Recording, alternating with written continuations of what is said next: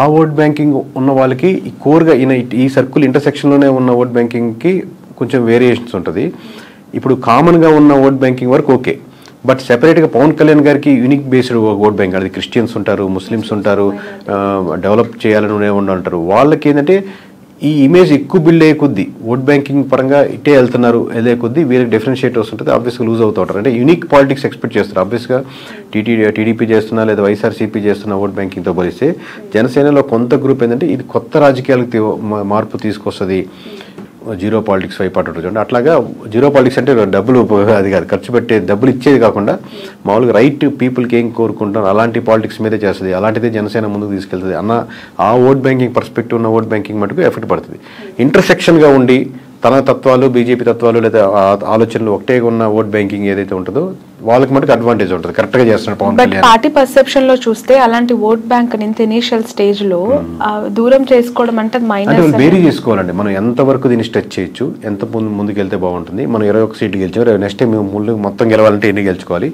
ఓవరాల్గా కంట్రీలో బీజేపీ యొక్క పరిస్థితి ఇప్పుడు ఎక్కువ బీజేపీ లూజ్ అవుతుంది అనుకోండి, దాంతోపాటు దాని మీద నిలబడ్డ వాళ్ళు కూడా లూజ్ అయిపోతూ ఉంటారు. సో ఎప్పుడు ఏ స్టాండ్ తీసుకోవాలి, ఎలా వెళ్తే బాగుంటుంది, ఎంత దూరం వెళ్తే బాగుంటుంది, ఏ ఇష్యూని ఎంతవరకు స్ట్రెచ్ చేయాలనేది చాలా జాగ్రత్తగా, ఎలాంటి అందులో సెన్సిటివ్ టాపిక్స్ వచ్చినప్పుడు చాలా జాగ్రత్తగా హ్యాండిల్ చేయాల్సి వస్తుంది any political party. Okay, political పార్టీస్ని ఫ్లోట్ చేసే సినిమా హీరోస్ యొక్క పొలిటికల్ సస్టైనిటీ ఎంతవరకు ఉంటుందంటారు? ఇక్కడ ఏపీలో పవన్ కళ్యాణ్ గారిది మనం చూసాము, ఆఫ్టర్ ఆల్మోస్ట్ 14.5 years తనకు ఒక మంచి విక్టరీ వచ్చేసింది. అక్కడ ఇప్పుడు అగైన్ మళ్ళీ మనం తమిళనాడులో విజయ్ గారి పార్టీ చూస్తూ ఉన్నాము. సో ఎట్లా ఉంటుందంటారు వాళ్ళ గ్రోత్? అంటే ఒక్కటండి, ఇప్పుడు ఎనీ పొలిటికల్ పార్టీ వీళ్ళకి అడ్వాంటేజ్ ఉంటుంది. ఇంత సినిమాలు చెప్పినట్టు చాలా రోజులుగా first day openings, first show openings వరకు ఉపయోగపడుతుంది. వన్స్ ఒకసారి గెలిచేసాక, ఇప్పుడు గెలిచే వరకు 14 సంవత్సరాలు అక్కడ విజయ్ గారు స్టార్ట్ చేస్తున్నారు, లేదా గెలవచ్చు, లేదా ఎంజీఆర్ కావచ్చు, ఎన్టీఆర్ గెలిచిన తర్వాత వాళ్ళు తీసుకునే నిర్ణయాలను బట్టి ఇంకా మళ్ళీ సినిమా స్టార్ ఓటేరు. ఇప్పుడు నేను రాజశేఖర రెడ్డి కొడుకుని అని చెప్పినప్పుడు ఫస్ట్ టైం ఉపయోగపడుతుంది, నెక్స్ట్ టైం రాజశేఖర రెడ్డి కొడుకుగా ఓటేరు. అంటే మీరేం చేశారు, అలాగే హీరోగా నేను అభిమానిస్తున్నాను, హీరోగా ఓటేశాను, నెక్స్ట్ టైం ఇంకా అది ఉపయోగపడదు. నెక్స్ట్ టైం మీరు ఏం చేయగలిగారు, ఏం చేశారు, ఏ నిర్ణయాలు తీశారు, నా మార్క్ ఆఫ్ పాలిటిక్స్ ఏంటి, అబ్బా ఇది పవన్ కళ్యాణ్ తీసుకున్న నిర్ణయం, ఇది తన బ్రాండ్, ఈ చేంజెస్ మటుకు తన వల్లే వచ్చాయి, తను లేకపోతే ఇది ఇంపాసిబుల్ కేసు అన్న పీపుల్లో చేంజెస్ ఏం కనపడుతున్నాయని బట్టి 21 నుంచి 41 వెళ్ళడమా, 71 వెళ్ళడమా, లేదా 21 కూడా తగ్గడమా అనేది ఆధారపడుతుంది. ఈ 2029 చాలా దూరంగా ఒకసారి ఆలోచించి క్వశ్చన్ ముందుగానే అడగాల్సి వస్తుంది. 24 కంప్లీట్ అయిపోయింది. ప్రతిపక్షంలో జగన్మోహన్ రెడ్డి గారికి 40% ఓట్ బ్యాంక్ ఉందని ప్రతిసారి మాట్లాడుతూ ఉన్నారు. 29 సినారియో ఇదే కూటమి వర్సెస్ జగన్ గా ఉండబోతూ ఉన్నాయా ఎలక్షన్స్, లేదంటే Janasena will be back with BJP అయ్యే అవకాశం ఏమైనా కనిపిస్తుంది? చెప్పండి, చాలా లాంగ్ రన్ అండి. ఒకటి మటుకు ఫేవరింగ్ ఏంటంటే కాంగ్రెస్ చాలా బలపడుతుంది ఏపీలో కాదు, మొత్తం ఆల్ ఓవర్ ఇండియాలో.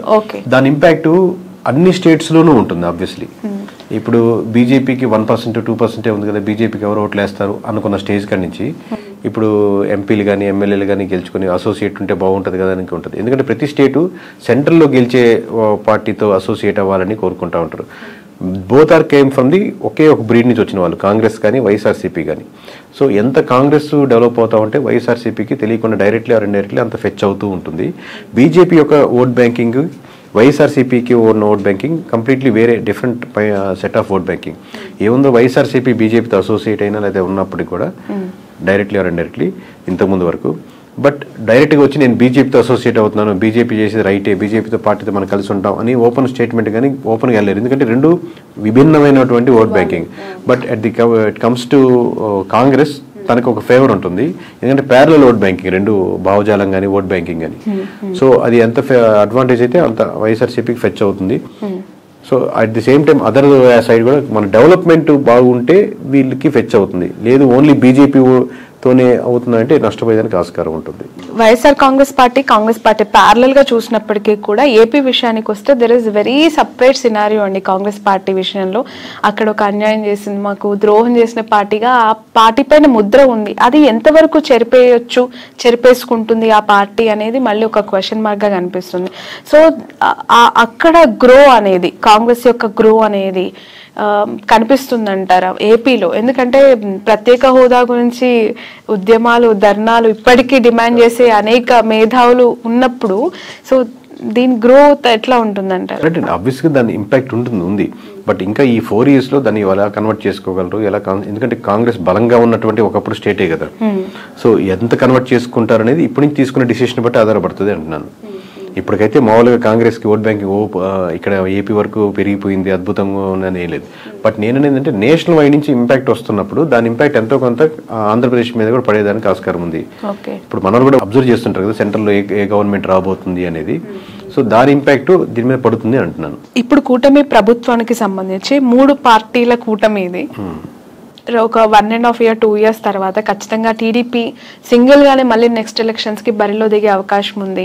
బీజేపీ జనసేన మాత్రమే అలైన్ కొనసాగబోతుంది అనేది ఎక్కువగా వినిపిస్తూ ఉన్న మాట. అంటే ఇప్పుడు ప్రస్తుతానికి అయితే అలా వాళ్ళ ఆలోచన నాకు ఎందుకంటే అందరితో మాట్లాడుతున్నట్టు అలా ఏం అనుకోవట్లేదండి. కూటమి ప్రస్తుతానిగానే వెళ్దాం అనుకుంటున్నారు. బట్ బయట నుంచి అది టాక్ అవ్వచ్చు. ఎందుకనంటే ఎక్కడో ఇంటర్నల్ గా కొన్ని క్లాషెస్ అయితే స్టార్ట్ అయ్యాయి. అవి ఉంటాయి మేడం. ఎందుకంటే ఒక వైఫ్ అండ్ హస్బెండ్ మీద 100 ఇష్యూస్ ఉన్నట్టు అబ్వియస్గా ఇది 2 పార్టీలు 2 డిఫరెంట్ భావజాలు ఉంటాయి, 2 వీళ్ళ ఆస్పిరేషన్స్ ఎక్కువ ఉంటాయి. ఎప్పటికైనా టీడీపీ కార్యకర్తలు ఏమనుకుంటారు, చంద్రబాబు నాయుడు గారే ఉండాలి, తర్వాత లోకేష్ గారే ఉండాలి, ముందుకెళ్ళాలనుకుంటారు. జనసేన కార్యకర్తలు ఈ రోజు కాకపోయినా రేపైనా మా వాడు సీఎం అవ్వాలి, గెలవాలి, ముందుకెళ్ళాలనుకుంటారు. సో ఆబ్వియస్గా లేదా లోకల్ ఆస్పిరేషన్స్ ఉంటాయి, క్యాస్ట్ ఈక్వేషన్స్ ఉంటాయి, ఆబ్వియస్గా ఆ చిన్న వైరుధ్యాలు ఉంటాయి. లేదా ఇక్కడ బొమ్మ పెట్టారు, ఇక్కడ బొమ్మ తీసేసారు, మా వాడికి ఏవో ఉంటాయి. బట్ ఇట్లన్నింటినీ కలుపుకొని ముందు మాట్లాడుకుంటే రోజు మీటింగ్ పెట్టుకుంటే ఎలా ముందుకు వెళ్తారని బట్టి ఉంటుంది. బట్ కలిసి ఉంటే వాళ్ళకున్న బలం విడిపోతే ఇద్దరికి ఉండదు. ఓకే. బట్ ఈ మధ్య కాలంలో చూస్తున్న political developments towards Janasena more curious అండి. బాలినేని గారు జాయిన్ అవ్వటం, ఉదయభాన్ గారు జాయిన్ అవ్వటం, వస్తున్న సీనియర్ లీడర్స్ జాయిన్ అవుతూ ఉన్నప్పుడు why not TDP, why Janasena అనే క్వశ్చన్ అక్కడ మనకు రేజ్ అవుతుంది. అంటే అక్కడ ఉన్నటువంటి సమీకరణాలు బట్టి ఫ్యూచర్లో ఇదైతే బాగుంటుంది కదా, అక్కడ ఉన్న క్యాస్ట్ ఈక్వేషన్స్ అన్ని పెట్టి జాయిన్ అవుతారండి. ఇంతకుముందు బాలినేని గారు కూడా ఇప్పుడు అంతకుముందు టీడీపీ నుంచి ఆఫర్ వచ్చింది, లేదా జనసేన నుంచి ఆఫర్ వచ్చి ఉండొచ్చు, లేదా ఇప్పుడు అయిపోయిన తర్వాత ఇప్పుడు ఆల్రెడీ టీడీపీ నుంచి వాళ్ళు క్యాండిడేట్ ఉన్నారు కదా, గెలుచున్నారు కదా, మనం నెక్స్ట్ జనసేనకి అయితే బాగుంటుందని లోకల్ సమీకరణాలు పట్టుకొని ఆ డిసిషన్ తీసుకుంటా ఉంటారు ఎనీ ఎమ్మెల్యే. బట్ ఈ జాయినింగ్స్ అనేవి ఈ 2 పార్టీస్ మధ్య ఏమి క్లాషెస్ కి దారి తీయదా మోర్ అంటే? ఎందుకంటే ఆల్రెడీ ఒక పెద్ద పార్టీ ఇద్దరికి ఒక అండర్స్టాండింగ్ ఏంటంటే అండి, ఇప్పుడు మీకు ఇందాక వైఫ్ అండ్ హస్బెండ్ ఎగ్జాంపుల్ ఏంటంటే మీకు ఒక పిల్లలు, అందుకే మీకు కామన్ గోల్ ఎక్కువ ఉంటుంది. At the same time me individual మీకు కొన్ని లక్ష్యాలు ఉంటాయి, మీకు ఆయనకు ఎక్కువ లక్ష్యాలు ఉన్నట్టు. ఇక్కడ ఏమవుతుందంటే ఆబ్వియస్లీ రేపు పొద్దున్న నా పార్టీ బలోపేతం చేసుకోవాలని ఇరు పార్టీలకి ఉంటుంది, ఇరు పార్టీ లీడర్లకి ఉంటుంది. సో ప్యారల్గా ఒకటి మీకు తెలిసినా ఒకటి తెలియకపోయినా 2 పార్టీలు తన పార్టీ బలోపేతం చేసుకోవాలని వర్క్ చేసుకుంటూ ఉంటాయి. దాంట్లో ఎటువంటి సందేహం లేదు. ఎన్నికలకి ముందు వైఎస్ఆర్సీపీ నుంచి చాలా మంచి లీడర్స్, సీనియర్ ఫైనాన్షియల్ స్ట్రెంగ్త్ ఉన్న లీడర్స్ ని వైసీపీ పోగొట్టుకుంది. అది ఎంతవరకు కారణం అనేది ఇప్పటికి కూడా వాళ్ళు తెలుసుకున్నారో లేదో తెలియదు, కానీ బాలినేని లాంటి సీనియర్ లీడర్స్ ఇప్పటికీ కూడా వెళ్ళిపోతూ ఉన్నారు. వాట్ ఈస్ వైసీపీ ఫ్యూచర్ అండి? వైఎస్ఆర్సీపీ భవితవ్యం అంటే ఇంతమంది 11 వచ్చినప్పటికీ కూడా కొంతమంది ఓడిపోయినా సీనియర్స్, ఇప్పుడు బొత్స గారు అవ్వచ్చు, పెద్దిరెడ్డి గారు అవ్వచ్చు, విజయసాయి రెడ్డి, ఇలాంటి పెద్ద సీనియర్ లీడర్స్ ఉన్నారు. సో ఎలా ఉండబోతుందంటారు ఫ్యూచర్, ఆ పార్టీ భవిష్యత్?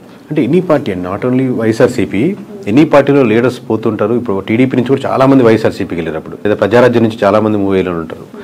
పార్టీ మీరు స్ట్రక్చర్ అదే కాన్సెప్ట్ నిలబెట్టుకుని అదే ముందుకు వెళ్తూ ఉంటే లీడర్స్ వస్తుంటారు, పోతుంటారు, పార్టీలు ముందుకు వెళ్తూనే ఉంటాయి.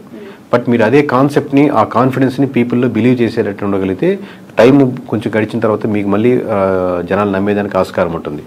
మీరు అసలు బిలీఫ్ సిస్టమే కోల్పోయారు అనుకోండి, లీడర్స్ మొత్తం 175 మంది యాస్టీజ్గా ఉన్నా కానీ ఏం గెలవలేవు.